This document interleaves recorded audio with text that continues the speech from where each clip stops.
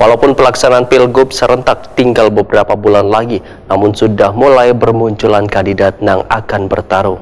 Ada pemilihan kepala daerah khususnya di Kalimantan Selatan, bahkan ada yang melakukan pertemuan agar nantinya bisa saling mendukung dalam pemilihan gubernur dan wakil gubernur Kalimantan Selatan pada 27 November 2024 mendatang. Walaupun pelaksanaan Pilgub serentak tinggal beberapa bulan lagi, namun sudah mulai bermunculan kandidat yang akan bertarung pada pemilihan kepala daerah khususnya di Kalimantan Selatan. Bahkan ada yang melakukan pertemuan, kemungkinan untuk melakukan penjajakan agar nantinya bisa saling mendukung dalam pemilihan gubernur dan wakil gubernur Kalimantan Selatan yang akan digelar pada 27 November 2024 mendatang. Ini terlihat dalam sebuah tayangan yang viral di media sosial belakangan ini, yaitu pertemuan Ketua Dewan Pengurus Wilayah Partai Amanat Nasional Provinsi Kalimantan Selatan, Haji Muhyiddin, dengan politisi Partai Golkar, Hasnur Yadi Sulaiman. Dalam video yang berdurasi hanya sekitar 23 menit tersebut, tampak kedua tokoh saling bercengkrama karena ada saling kecocokan di antara mereka.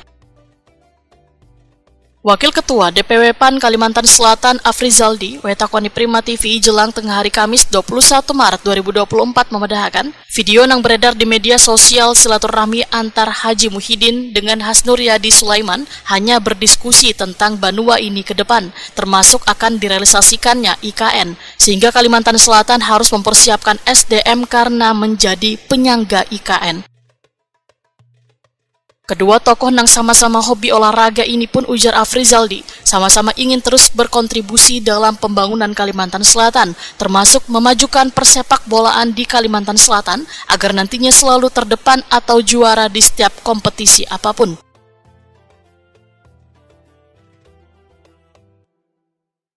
Dua tokoh ini memiliki banyak kesamaan. Pertama, mereka sama-sama orang yang memiliki hobi olahraga, dalam hal ini sepak bola. Pak Haji Muhyiddin kan sebagai guru olahraga dan juga seorang pemain sepak bola. Nah, Pak Hasnur Yadi ini sebagai seorang CEO dari klub besar yaitu Barito Putra. Nah, mereka memiliki kesamaan dalam hal ini dan memiliki cita-cita yang sama. Bagaimana nantinya persepak bolaan di Kalimantan Selatan ini bisa memiliki tempat dan kita berharap bahwa bisa meraih juara kan seperti itu. Itulah yang menjadi perbincangan-perbincangan. Terkait itu juga terlepas dari itu, ada hal-hal yang menjadi kecocokan. Salah satunya adalah komunikasi tentang Kalimantan Selatan yang dipersiapkan sebagai penyangga ibu kota, di mana nantinya kita memerlukan sumber daya manusia atau dalam ini SDM yang kuat untuk bisa berkontribusi dalam adanya IKN ini. Jadi jangan sampai nantinya kita cuma jadi menonton. Jadi mereka berdua ini mendiskusikan bahwa bagaimana caranya kita mempersiapkan SDM-SDM tersebut untuk bisa bersaing di dalam hal menjadi orang-orang yang memiliki kontribusi di IKN tersebut. Karena mau tidak mau kan kita nanti kan akan jadi penyangga nih di ibu kota. Nah, jadi hal-hal dan kesamaan inilah yang membuat mereka beberapa waktu ini lebih intens dan sering bertemu. Menurut Afrizaldi, terserah warga untuk menafsirkan pertemuan kedua tokoh dalam video tersebut, namun yang jelas mereka berdua memiliki kecocokan yang bisa menampilkan energi positif bagi Kalimantan Selatan.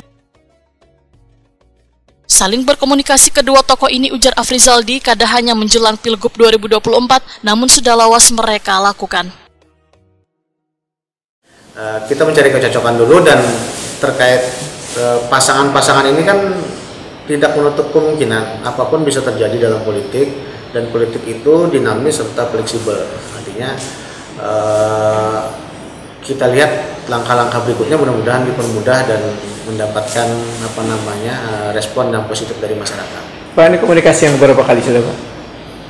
Kalau komunikasi sebenarnya tidak terbatas ya, artinya kan beliau memang